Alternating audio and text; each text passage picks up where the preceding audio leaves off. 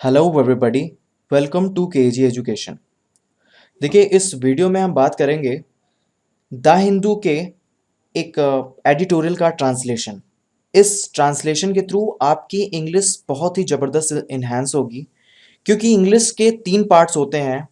पहला होता है रीडिंग कॉम्प्रिहेंशन, वो आपकी स्किल मजबूत होगी, जिसमें आपके सामने पैसेज होगा और आप उसको पढ़ सकेंगे और उसका ट्रांसलेशन भी कर सकेंगे और उसकी अंडरस्टैंडिंग भी समझ सकेंगे।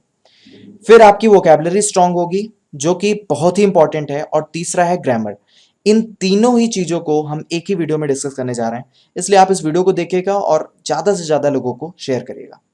तो हमारे पास जो टॉपिक है, सबसे पहले मैं उसके बारे में बता दूं। अभी जैसा आप सभी को पता है कि कोविड-19 बहुत तगड़े से फैल रहा है और इसके कारण से बहुत सारी जानें भी जा रही हैं। तो एक पेशेंट का एक आर्टिकल है और उस पेशेंट को क्या क्या तकलीफें झेलनी पड़ रही हैं, वो इसमें दिखाया जा रहा है। तो यहाँ पर सबसे पहले यहाँ पर जो दिया हुआ है, मैं आपको बताना चाहता हूँ। यहाँ पर ये जो रन्स आउट लिखा हुआ है, इस रन्स आउट का मतलब क्या होता है? रन्स आउट का मतलब खत्म हो जाना, ठीक है। Mumbai runs out of bed in ICUs, patients suffer. आपको पता है, किसी भी अंग्रेजी के अखबार में जो हेडिंग होती है वो हमेशा प्रेजेंट इनडेफिनिट में होती है। वो होती किस में है? प्रेजेंट इनडेफिनिट में। ये किसी भी आपको न्यूज़पेपर के हेडिंग की कहानी होती है। तो यहाँ पे कैसे आपको पता चला प्रेजेंट इंडेफिनिट है? तो प्रेजेंट इंडेफिनिट की पहचान होती है कि अगर वो उसमें वर्ब जुड़ा हुआ है, अगर सिंगुलर वर्ब है, सब्जेक्ट अगर सिंगुलर है तो वर्ब सिंगुलर लगाई जाती है, और वर्ब को सिंगुलर लगाने के लिए उसके साथ हम एस जोड़ देते हैं, क्योंकि वर्ब हमेशा प्लूरल होती है, प्लूरल फॉर्म में एग्जिस्ट करती है। इसलिए हम जब हम एस लगा देते हैं तो वर्ब क्या हो जाती है? सिंगुलर हो जाती है। जैसे ही, तो रन क्या है? रन एक प्लूरल वर्ब है, तो ही एक सिंगुलर सब्जेक्ट है, तो हमने रन के आगे एस लगा दिया, तो ही रन्स हो गया। तो ये प्रेजेंट इंडेफिनिट में है। तो यहां पर भी देखिए, मुंबई क्या है? मुंबई एक सिंगुलर सब्जेक्ट है। रन्स, यहां रन क्या है? यहां पर रन एक वर्ब है। इसको हमें सिंगुलर सब्जेक्ट के अकॉर्डिंग सिंगुलर वर्ब में चेंज करना था, इसलिए हमने एस लगा दिया है। तो Mumbai runs out of beds, इसका मतलब है कि मुंबई में बेड्स की कमी हो गई है। कहां पर? इन आईसीयूज में। और जिसके कारण पेशेंट्स को, यानी पेशेंट जो है, जो रोगी है, यहाँ पे प्लूरल फॉर्म में यूज किया गया है। तो प्लूरल आ गया है तो सफर्स हम नहीं लिखेंगे, सफर लिखेंगे, क्योंकि हमें सिंगुलर वर्ब यहाँ यूज नहीं करना। जब प्लूरल सब्जेक्ट है तो प्लूरल वर्ब यूज करेंगे, इसीलिए यहाँ पर सफर का यूज किया गया है। अगर मान लीजिए यहाँ लिखा हो जाता पेशेंट, तब हम क्या लगाते? Patient suffers. ठीक है, आई होप आपको समझ में आया होगा। आगे बढ़ते हैं। A 42 years old यूनानी प्रैक्टिशनर फ्रॉम मुंबईज गोवांडी एरिया। ठीक है, यहां पर बात की जा रही है कि एक 42 साल का यूनानी प्रैक्टिशनर कहां का है? फ्रॉम मुंबई का गोवांडी के एरिया। मुंबईज गोवांडी एरिया का मतलब अपोस्ट्रोफी एस का मतलब होता है ऑफ के सेंस में, का के सेंस में, यानी मुंबई के गोवांडी एरिया का एक यूनानी प्रैक्टिशनर है। यूनानी पद्धति आपने जाना होगा, जैसे एक एलोपैथी होती है, होम्योपैथी होती है, उसी तरह से यूनानी भी होती है।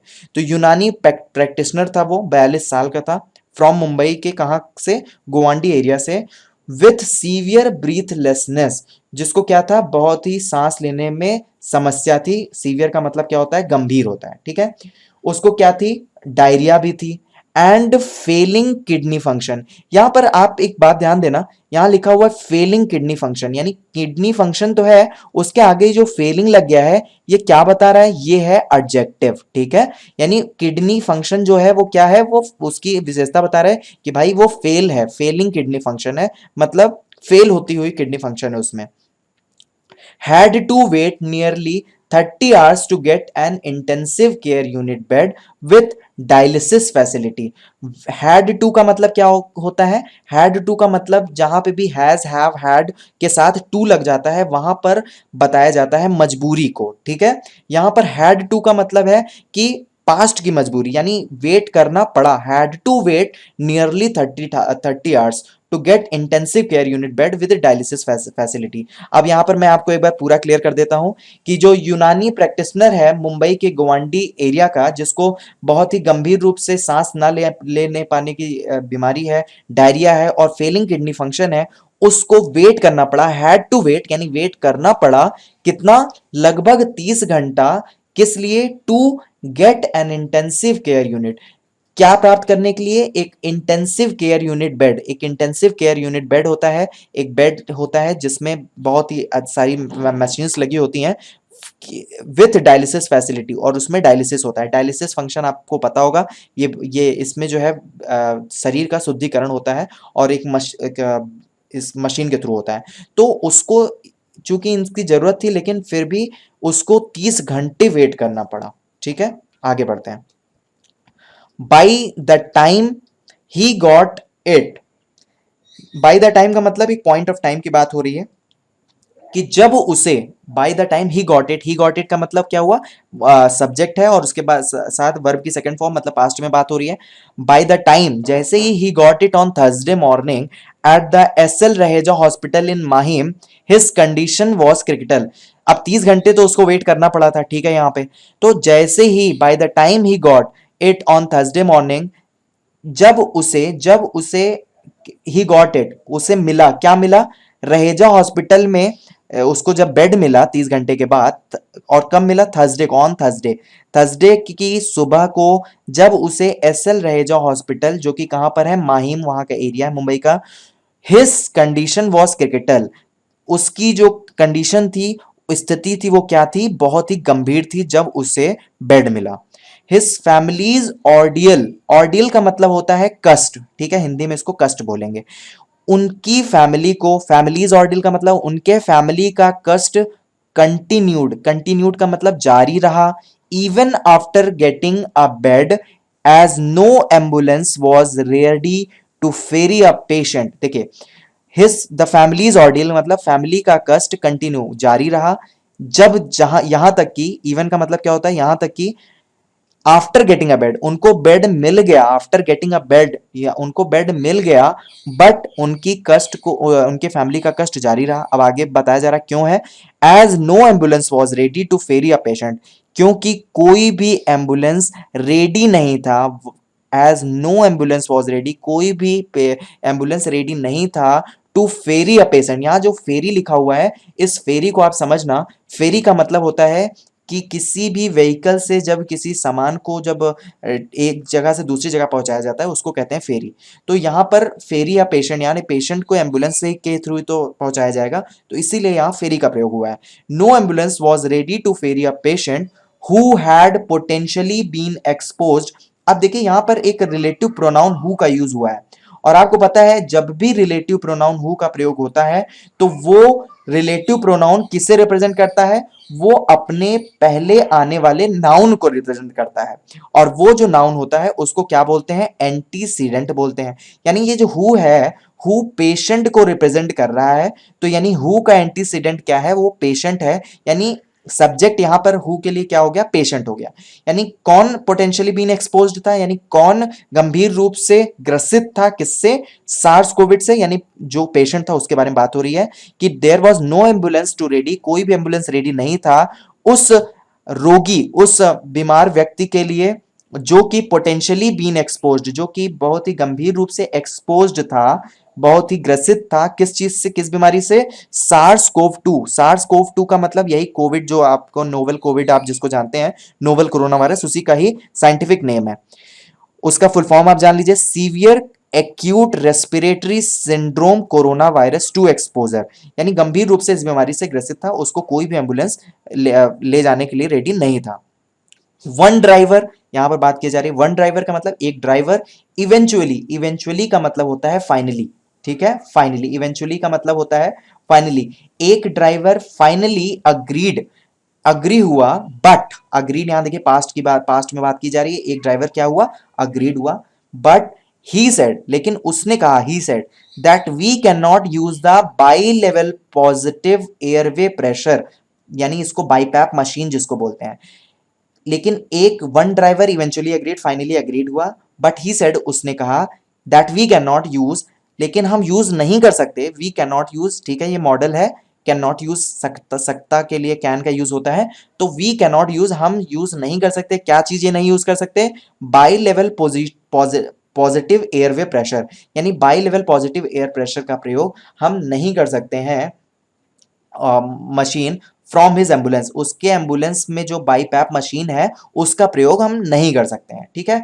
वो ऐसा किसने बोला, ऐसा बोला आ, ऐसा किसने बोला, तो वो बोला है आपका, एक मिनट मैं इसको थोड़ा बढ़ा लेता हूं, हाँ ओके।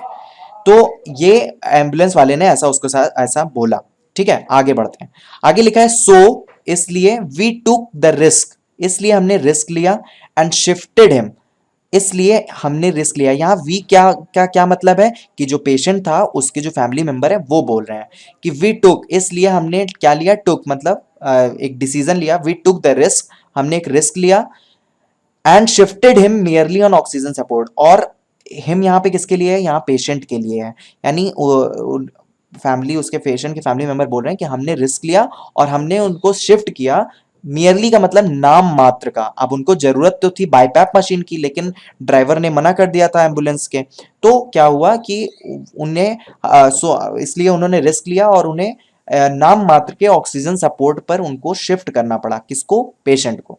अब ये बात कही किसके जा रही है, सेड द पेशेंट्स ब्रदर, ये बात किसने बोली है, रोगी के भाई ने, अपोस्ट्रोफी एस लगा है, उसका मतलब क्या होता है, यानी रोगी के भाई ने ये बात बोली। अब आगे, अब देखिए अब आगे क्या बताया जा रहा है, nearly 40 days after the SARS covid 2 hit Mumbai, यानी लगभग 40 दिन हुए जब सार्स कोविड 2 ने मुंबई पे हिट किया था, ठीक है। The city's health infrastructure is crumbling with persons suffering from other disease curing for beds, अभी 40 दिन ही हुए थे कि द सिटीज हेल्थ, जो शहर का हेल्थ इंफ्रास्ट्रक्चर है, स्वास्थ्य निर्माण, स्वास्थ्य संरचना है, वो क्या हो गई है, इज क्रम्बलिंग, वो क्या हो जा रही है, छोटे छोटे टुकड़ों, क्रम्बलिंग का मतलब लड़खड़ा जाना, टूट जाना, ठीक है। तो हेल्थ इंफ्रास्ट्रक्चर, जो स्वास्थ्य संरचना है, वो क्या हो गई है, लड़खड़ा गई है, with person suffering from other disease स्करिंग for beds, क्योंकि इतनी मात्रा में लोग अब एडमिट हो रहे हैं, इस कारण से क्या हो रहा है, स्करिंग फॉर बेड्स। स्करिंग का मतलब होता है कि किसी चीज को जल्दबाजी में किसी चीज को एक्सेप्ट कर लेना। जैसे आप जब ट्रेन से जाते रहते हैं और जगह नहीं मिलती है, और आप स्टेशन पे आप खड़े रहते हैं, और तो ट्रेन जैसी ही हल्की स्पीड होती है, आप तुरंत क्या करते हैं, आप ट्रेन पर चले जाते हैं, वो ट्रेन रुकी भी नहीं होती है, तो ऐसी हड़बड़ी को स्करिंग कहते हैं। तो स्करिंग तो यहाँ पर है कि हेल्थ इंफ्रास्ट्रक्चर क्या हो गया है, लड़खड़ा गया है, किन लोगों, और जिसके साथ ही person suffering from other diseases, जो दूसरे डिसीज से सफर कर रहे हैं जो व्यक्ति, वो उन्हें भी बेड्स के लिए क्या करना पड़ रहा है, स्करिंग, हड़बड़ाना पड़ रहा है, ठीक है। जल्दी जल्दी भागो, भागम भाग मची हुई है कुल मिला के बेड्स के लिए, ठीक है। यहां तक क्लियर हुआ। The city has 190 isolation beds, city के पास क्या है, 100, सिटी में 190 आइसोलेशन बेड्स हैं। आइसोलेशन बेड्स का क्या मतलब है यहाँ पर, कि देखिए एक जो कोविड 19 के जो पेशेंट्स होते हैं उनका जो बेड होता है वो चारों तरफ से ऐसे पैक होता है, शीशे लगे होते हैं चारों तरफ से, उसको बोलते हैं आइसोलेशन बेड। वो उसके अंदर पेशेंट्स रहता है तो उसके वायरस बाहर नहीं आ पाते, तो उसको बोलते हैं आइसोलेशन बेड्स। आइसोलेशन का मतलब अकेला होता है, ठीक है। द सिटी हैज 190 सॉरी 1900 यानी 1900 बेड है isolation, and nearly 200 ICU beds, और लगभग कितने, 200 आईसीयू बेड्स हैं, आईसीयू बेड्स, ठीक है। The city reported it's first positive case, city ने रिपोर्टेड, सिटी ने क्या किया था, रिपोर्ट किया था, इट्स फर्स्ट। अब देखिए यहां पर ये बहुत ही काम की चीज है, यहां पे इट्स का प्रयोग हुआ है। देखिए यहां पर एक होता है इट्स जिसमें अपोस्ट्रोफी एस नहीं लगा होता, और एक होता है अपोस्ट्रोफी एस के साथ में। जिसमें अपोस्ट्रोफी एस नहीं लगा होता है वो होता है पजेसिव एडजेक्टिव, क्या होता है वो, पजेसिव एडजेक्टिव, ठीक है। और जिसमें अपोस्ट्रोफी लगा होता है उसका मतलब होता है इट इज। अब जैसे कहना हो कि इट्स माई चॉकलेट, यह मेरी चॉकलेट है, तो आप क्या लगाएंगे, यह मेरी, यानी इट इज माई चॉकलेट लगाएंगे, यानी इट्स का प्रयोग करेंगे। लेकिन अगर ऐसा बोलना हो, it's his car, it's his car, यानी ये पोजेशन का प्रयोग किया जा रहा है, ये उसकी कार है, तो वहां पर क्या लगाएंगे आप, it's. One should follow it's duty, ठीक है, इट्स ड्यूटी, तो वहां पर पोजीशन के रूप में, यानी एक इंसान को अपने कर्तव्य का निर्वहन करना चाहिए, तो वहां पर हम इट्स लगाएंगे पोजीशन के केस में। तो यहां पर भी वही चीज है कि सिटी ने अपना पहला, इट्स फर्स्ट, यहां पर पोजीशन का प्रयोग होगा ना, it's first positive case on March 11, मार्च 11 को पहला पॉजिटिव केस रिपोर्ट किया था सिटी ने, और आज थर्सडे है, On Thursday, the total number of cases had gone up to 2073 और आज थर्सडे पर ऑन थर्सडे जो टोटल नंबर ऑफ केसेस हैं मुंबई में वो कितने हो गए हैं 2000 हो गए हैं। एंड डेथ टोल का मतलब होता है मृत्यु सैया। डेथ टोल जो है वो सिटी की कितनी हो गई है, वो 117 हो गई, मतलब 117 लोग खत्म हो गए। इन अदर केस, दूसरे केस में अ 49-year-old मैन, एक 49-50 यानी 49 साल का जो बूढ़ा आदमी है, फ्रॉम एग्रीपाड़ा, अग्रीपाड़ा ये भी मुंबई की ही जगह है, who was admitted. Who was admitted यहां पे देखिए क्या है, हु वॉज एडमिटेड, ये हु किसके लिए लगा है, ये उस ओल्ड मैन के लिए लगा है, ठीक है। हु का एंटीसीडेंट यहाँ क्या है, नाउन है, और नाउन वो कौन सा है, ओल्ड मैन, 49 साल का जो ओल्ड मैन है, हु वॉज एडमिट मतलब जिसे एडमिट किया गया। अब यहाँ पे हु वॉज एडमिटेड, देखिए जब भी बी की फॉर्म, और बी की फॉर्म क्या होती है, इज होती है, एम होती है, वॉज होती है, वर होती है, हैज हैव हैड होती है। इन सब के साथ, वॉज वर के साथ में जब वर्ब की थर्ड फॉर्म आ जाए, यानी बी की फॉर्म के साथ अगर वर्ब की थर्ड फॉर्म यानी हु वॉज एडमिटेड, तो ये पैसिव स्ट्रक्चर होता है, ठीक है, यहां तक क्लियर है। यानी जिसको एडमिट किया गया, कहां पर, बूढ़े आदमी को जो एडमिट किया गया टू द कस्तूरबा हॉस्पिटल, जिसे एडमिट किया गया था कहां पे, कस्तूरबा हॉस्पिटल में, डाइड ऑन वेंसडे नाइट।